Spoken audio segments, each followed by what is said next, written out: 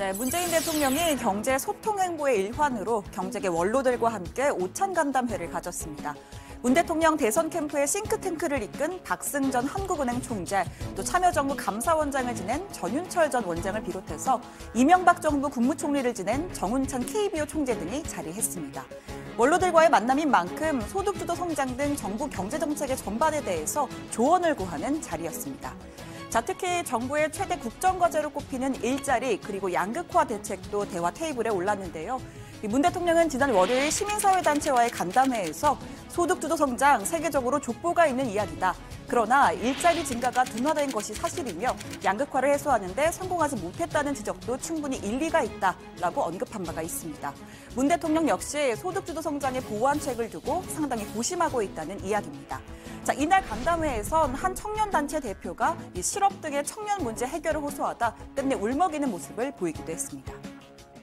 그리고 정규직 청년의 반대라는 현상에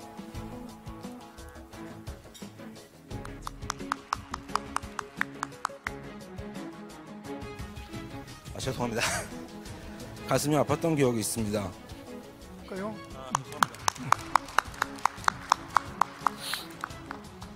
네, 이런 가운데 문 대통령은 국회가 청문 보고서를 채택한 박양우 문체부 장관과 문성혁 해수부 장관을 공식 임명했습니다.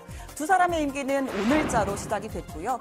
아직 청문 보고서가 채택되지 않은 박영선, 김현철, 진영 세 후보자에 대해선 오는 7일까지 다시 보내달라, 즉 국회에 재송부를 요청해 놓은 상태입니다. 만약 국회가 그래도 보내지 않더라도 대통령이 장관을 임명하는 데는 법적인 문제는 없습니다. 국무회의와 한미 정상회담 출국 일정 등을 고려해서 오는 8일 임명 절차를 마칠 거라는 게 청와대 관계자들의 설명입니다. 자, 이렇게 되면 현 정부 들어서 보고서 채택 없이 임명되는 장관급 인사 두 자릿수로 늘어나게 됩니다. 야당의 반발 더 거세질 게 뻔하고 전국 경색은 불가피해 보입니다. 야권은 지명 철회 없인 국회의 협조도 없다면서 청와대 민정 인사 라인의 경지를 거듭 촉구하고 나섰습니다. 국정의 책임을 같이 좀 공유하고 국정을 잘 이끌어가고 싶은 야당으로서는 정말 어이가 없습니다. 이쯤 됐다면 당연히 민정수석을 교체해도 한 서너 번은 더 교체할 만한 사안이다라는 말씀을 드립니다. 잘못된 이 인사 검증 라인에 있는 두 분 수석 역시 사퇴해야 된다는 말씀을 드립니다. 이번 개각은 2달 이상의 충분한 검증 시간이 있었습니다. 그 정도 기간이면 일반 기업의 말단 직원에게 알아보라고 해도 청와대의 검증 결과보다는 나았을 것입니다. 청와대는 민정수석의 무능을 두고 언제까지 핑계만 삼을 것입니다. 청와대가 이런 야당의 반발을 예상하지 못한 건 아닐 겁니다. 그럼에도 불구하고 임명하겠다는 건 더 큰 목표가 있다고 판단했기 때문이겠죠. 앞서 청와대는 2기 내각 후보자 발표를 하면서 이렇게 설명했습니다. 이번 개각은 문재인 정부의 중반기를 맞아서 국민들이 체감할 수 있는 성과를 내는 게 중요하다. 그리고 이러한 성과를 위해서는 능력이 검증된 인사를 발탁한다. 그렇습니다. 문 대통령은 올해 집권 3년 차를 맞아 이제는 국민이 체감하는 성과를 내야 할 때라는 점을 수차례 강조했습니다. 자영업, 소상공인 정책의 주무부처인 중소기업 벤처부를 오래 비워둘 수 없고 또 한미 정상회담 전에 통일부 장관 인사를 마무리해야 효과적인 국정 운영이 가능할 거라 판단한 것으로 보입니다.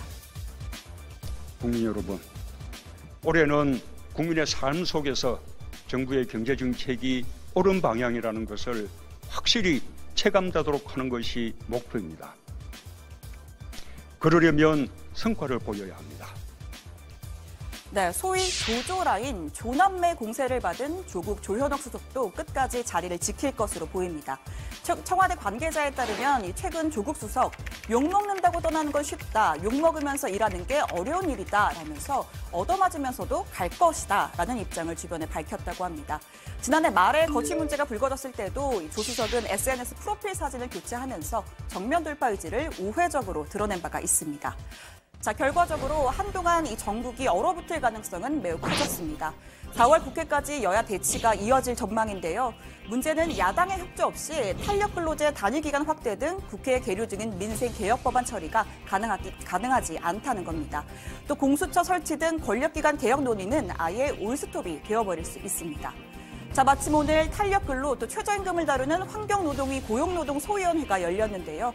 여야가 이견을 좁히지 못하면서 회의장에선 한때 고성이 오가기도 했습니다. 소위에서 결론을 내야만 전체 회의에 상정이 되고 그래야 본회의 문턱을 넘을 기회가 주어지게 되죠. 사실상 첫 발도 떼지 못한 셈입니다.